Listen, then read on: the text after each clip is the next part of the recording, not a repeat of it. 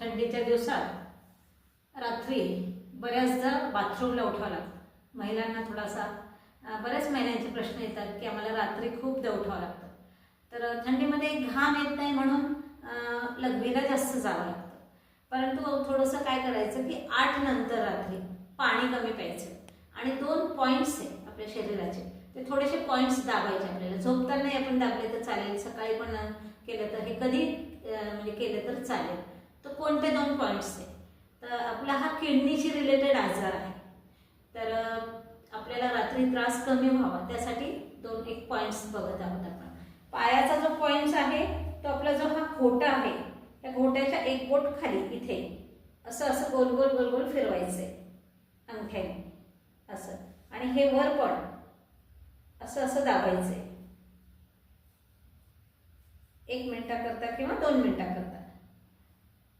आणि तसंच हातामधला जो पॉईंट आहे हा मधला आहे किडनीचा पॉईंट, ह्याला पण असं असं दाबून ठेवायचं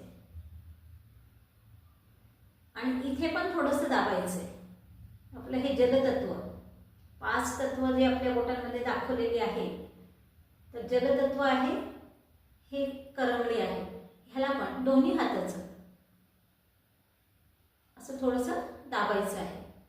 या पद्धतीने जर आपण थोडंसं हे केलं तर त्याच्यावर आपल्याला थोडा त्रास त्याचा कमी होऊ शकतो.